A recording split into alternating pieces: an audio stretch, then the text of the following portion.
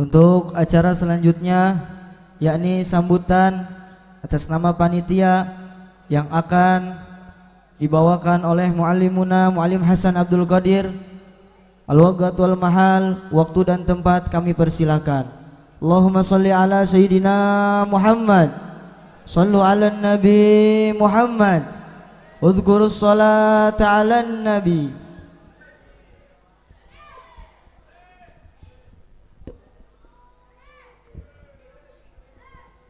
أحييكم بتحية الإسلام تحية أهل الجنان فتحيتهم فيها السلام. السلام قبل الكلام، من بدأ الكلام قبل السلام فلا تجيبه. السلام عليكم وعليكم السلام ورحمة الله تعالى وبركاته. Alhamdulillah, alhamdulillahil qawi sultanuh, al-wadihi burhanuh, al-mabsuti fil wujudi karamuhu wa ihsanuh, ta'ala majduhu wa azuma shanuh, khalaqal khalqal hikmah wa ta'a 'alayha ilmah وبسط لهم من فائد المنة ما جرت به في أقداره القسمة. اللهم صل وسلم على سيدنا محمد مفتاح باب رحمة الله عدد ما في علم الله صلاة وسلاما دائمين بدوام ملك الله وعلى آله وصحبه ومن والاه القائل من أحيا ذكرى ميلادي wajabat lahu syafaati yaumal qiyamah. Yang kami hormati, yang kami mencintai, juga yang kami muliakan, pendiri Pondok Pesantren Darus Surur Pusat yakni Al-Arif Billah Abuya Kiai Haji Muhammad Yahya, juga ibu pendiri Pondok Pesantren Darus Surur yakni Ummi Hajjahunna, juga yang tak kami lupakan guru kami Abuya Kiai Haji Sulaiman Jazuli, Abuya Kiai Haji Junaidi Zarkasi, Abuya Kiai Haji Abu Bakar Abdullah. Mudah-mudahan Allah Subhanahu wa taala panjangkan umur-umur beliau, Allah luaskan rezeki-rezeki beliau, Allah gampangkan segala urusan-urusan beliau fid dunya wal akhirah. Amin ya Allah ya rabbal alamin. Kami atas nama panitia mengucapkan beribu-ribu terima kasih kepada semua para hadirin hadirat yang telah membantu dengan uangnya ataupun dengan tenaganya ataupun dengan pikirannya. Mudah-mudahan semuanya diberikan akan balasan oleh Allah Subhanahu wa taala. Kami hanya bisa mengucapkan fajazakumullah ahsanal jaza fid dunya wal akhirah. Mudah-mudahan Allah Subhanahu wa taala membalas kepada antum semua dengan sebaik-baiknya balasan. Amin ya Allah ya rabbal alamin. Namun kami pun meminta maaf jika ada kekurangan dari tempatnya ataupun makanannya ataupun yang lainnya. Mudah-mudahan antum semua bisa memaafkannya. Amin ya Allah ya rabbal alamin. Cukup mungkin itu yang kami sampaikan. Sebelumnya mohon izin kami ingin menceritakan, ingin mengisahkan dua kisah yang mudah-mudahan dengan kisah ini bisa bertambah cinta kita kepada Nabi Muhammad sallallahu alaihi wasallam, bisa bertambah rindu kita terhadap Nabi Muhammad sallallahu alaihi wasallam. Amin ya Allah ya rabbal. Di zaman Nabi Muhammad sallallahu alaihi wasallam ada satu sahabat yang bernama Sayyiduna Hasan bin Sabit radhiyallahu an. Hasan bin Sabit adalah sahabat yang terkenal daripada mahirnya membikin syair, hebatnya membikin syair-syair, entah syair itu untuk memuji seseorang atau syair itu untuk menghina seseorang. Sehingga bayaran untuk Hasan bin Sabit adalah bayaran yang sangat mahal ketika itu. Jika ada lantunan syair-syair untuk melamar perempuan-perempuan di zaman itu, dengan syair Hasan bin Sabit pastilah diterima. Bukan banyaknya uang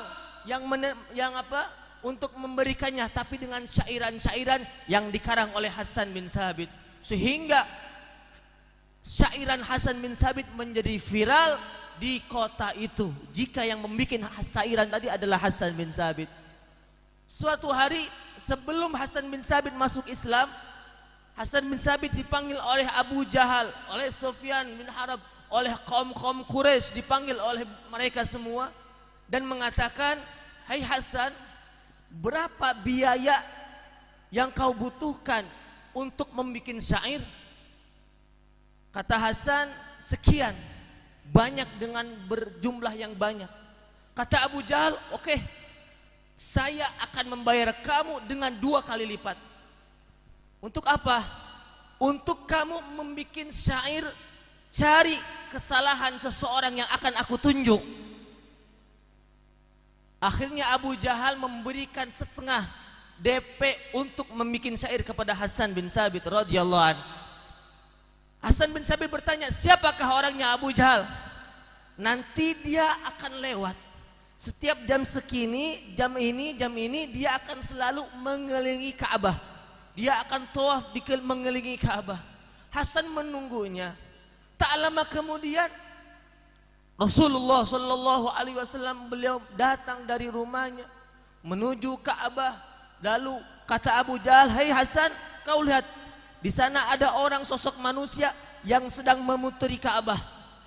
Kau ikuti, cari kekurangannya, cari kesalahannya, sehingga aku bisa mendapati syair-syair untuk menjelek-jelekannya di hadapan orang-orang." Akhirnya Hasan bin Sabit pun mengambil satu kertas dan mengambil satu pena untuk menuliskan syair-syair akan kekurangan manusia ini. Akhirnya Hasan bin Sabit sebelum masuk Islamnya, beliau mengikuti orang yang ditunjuk oleh Abu Jahal dari belakang. Biasanya Hasan bin Sabit jika menilai kekurangan seseorang hanya membutuhkan bermenit-menit, tidak membutuhkan waktu yang sangat panjang.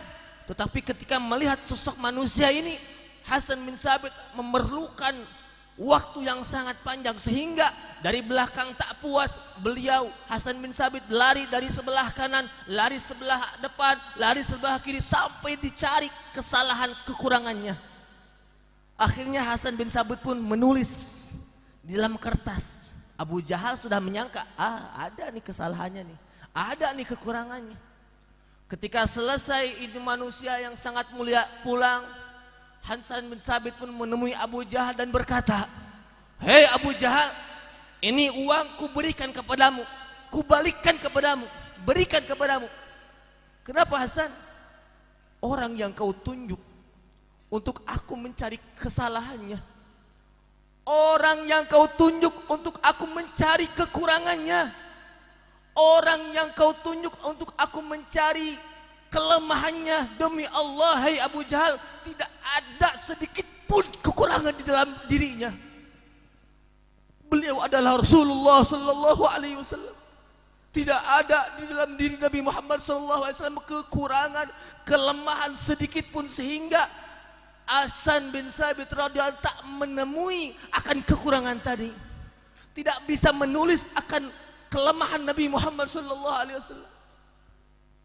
Kata Abu Jahal, "Lalu apa yang kau tulis hai Hasan? Tadi aku melihat engkau menulis satu syair. Hai Abu Jahal, apakah kau ingin mendengarkan syair itu?" "Boleh."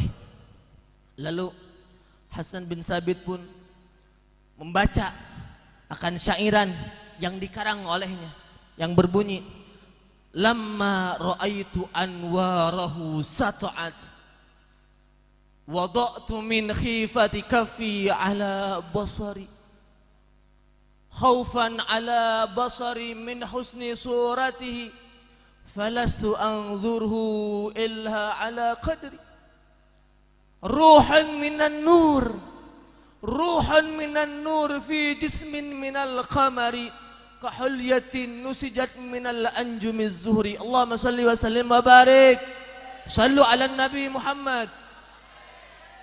Hasan mengarang syair bukan untuk menghina Nabi Muhammad sallallahu alaihi wasallam, membikin syair bukan untuk mencari kesalahan Nabi Muhammad sallallahu alaihi wasallam, namun yang ia tulis memuji Nabi Muhammad sallallahu alaihi wasallam. Lamma raaitu anwarahu sata'an, ketika aku memandang pancaran cahaya yang terbit di dalam wajah suci Nabi Muhammad sallallahu alaihi wasallam, wada'tu min khifatika fi ala basari, aku segera menutup kedua mataku dengan telapak tanganku. Ketika aku melihat pancaran cahaya yang ada di dalam wajah suci Nabi Muhammad sallallahu alaihi wasallam, aku segera menutupi akan kedua mataku.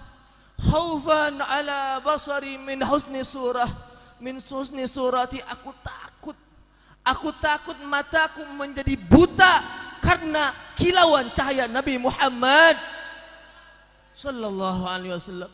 Falastu anzuruhu illa ala qadri, padahal aku hanya melihat Nabi dengan sekuat tenagaku, dengan kemampuanku. Ruhan minan nur fi jismin minal kamari, ruhnya terpilih dari cahaya berbalut tubuh dari purnama yang sempurna. Kahliyatin nusijat minal ajjumiz zuhri, memandangnya seperti memandang untaian kalung mutiara yang setiap butirnya terdiri dari bintang yang paling terang di angkasa. Akhirnya Sayyidina Hasan bin Sabit ketika melihat sosok Nabi Muhammad sallallahu alaihi wasallam, beliau mengucapkan syahadat asyhadu an la ilaha illallah wa asyhadu anna Muhammadar Rasulullah sallallahu alaihi wasallam. Sama daripada syair Hasan bin Sabit radhiyallahu an, beliau mengatakan khuliqta mubarra'an min kulli aibin ka'annaka qad khuliqta kama tasha. Hasan bin Sabit mengatakan dalam syairnya bahwasannya engkau ya Rasulullah, engkau diciptakan tanpa aib sedikit pun, seakan-akan engkau dilahirkan sesuai pesananmu ya Rasulullah. Allahumma sholli wa sallim wa barik. Sehebat apapun penyair, dia tak akan bisa mendapatkan kekurangan Nabi Muhammad sallallahu alaihi wasallam, karena nabilah yang sempurna, tidak ada kekurangan sedikit pun dalam diri Nabi Muhammad sallallahu alaihi wasallam. Dua, kami akan menceritakan kisah seorang yang soleh yang mempunyai hutang sebanyak 500 dinar. 500 dinar ia mempunyai hutang dengan beberapa orang. Dia ditagih dengan secara paksa. Mau tidak mau orang soleh ini datang kepada saudagar di zaman itu dan meminjam uang 500 dinar untuk memberikan akan hutang-hutangnya kepada orang-orang. Sehingga ketika diberikan uang tadi, saudagar bertanya, "Hai fulan, kapan kamu bayar?" Dia berkata, "Insya Allah saya akan membayar hutang saya pada hari ini tanggal ini." Baik. Akhirnya diberikan uang 500 dinar tadi. Orang soleh ini membayarkan hutang-hutangnya kepada teman-temannya. Habis, tak tersisa sedikit pun untuk menggolangkan untuk bisnisnya sebagai membayar hutangnya. Apa yang terjadi? Maka jatuhlah tempo waktu untuk membayar hutang. Seorang saudagar datang kepada orang soleh ini dan berkata, "Hai fulan, mana janjimu? Kau janji bahwasanya sekarang engkau akan membayar hutangmu." "Wahai fulan, wahai saudagar, demi Allah, aku tak punya sedikit pun uang untuk membayar hutangku kepadamu." "Tidak bisa, engkau janji hari ini akan membayar hutangmu 500 dinar. Mungkin kalau sekarang bisa dikatakan 500 juta. Akhirnya saudagar tak terima, ia mengadu ke hakim, ke qadhi di zaman itu. Hakim mengatakan, "Hai fulan, bayar hutangmu." "Ya qadhi, demi Allah, aku tak punya uang sepeser pun untuk membayar hutangku kepadanya." "Kalau begitu, maka kamu akan dihukum di penjara." Akan dihukum apa? Di penjara. Kata orang soleh ini, "Wahai qadhi, berilah aku waktu 1 hari saja untuk mencari uang membayarnya." Kata qadhi, "Mana mungkin? Mungkin bisa esok hari kamu kabur dari sini."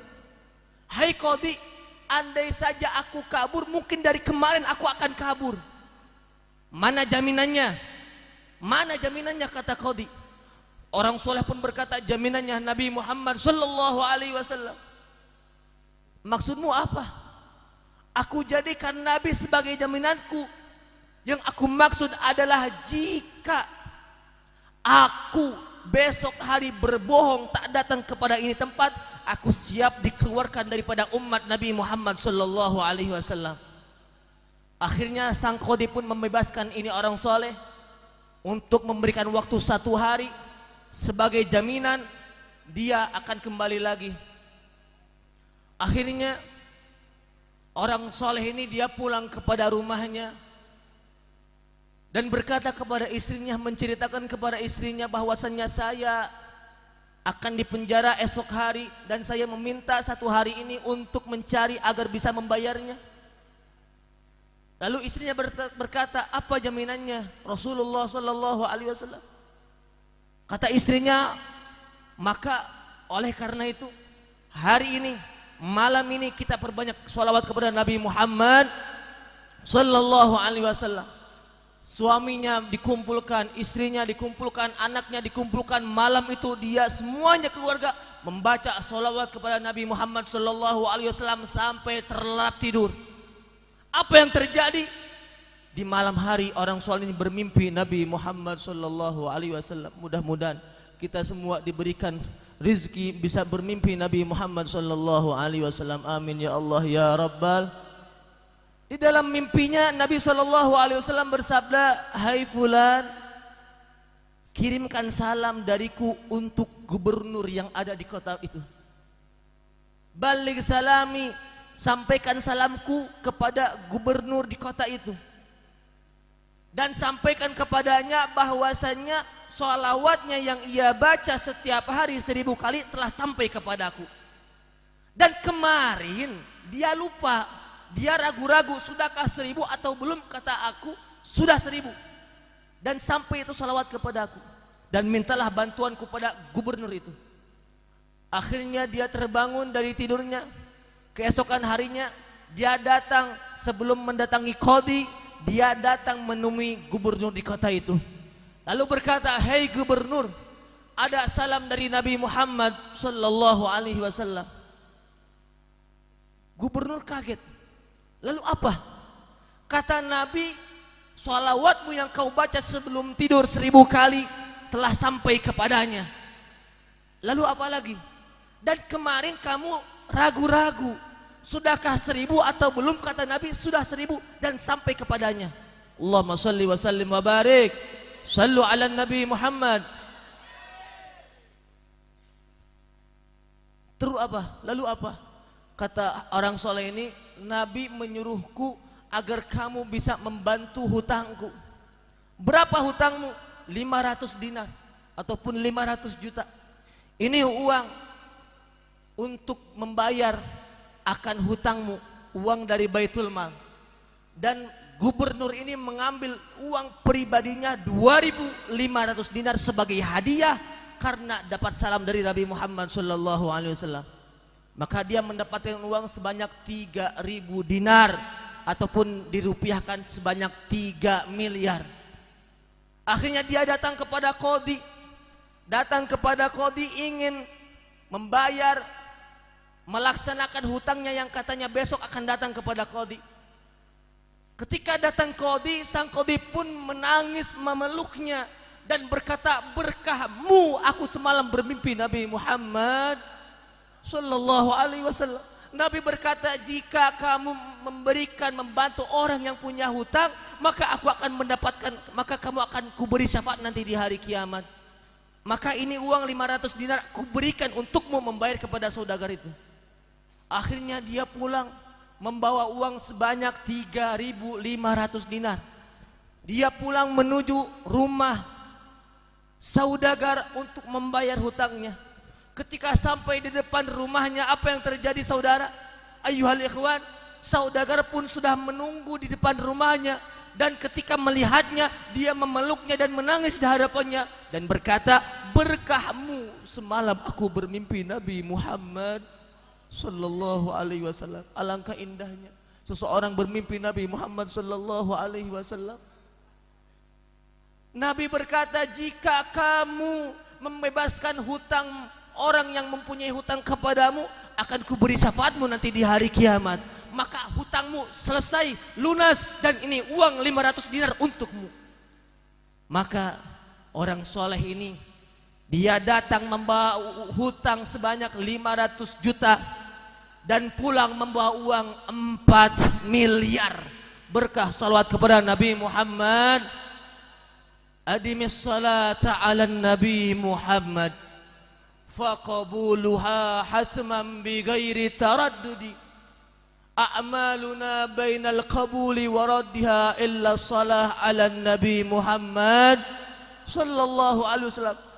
Dawamkanlah membaca solawat kepada Nabi, karena kita baca solawat mau tidak mau pasti diterima oleh Allah Subhanahu wa taala.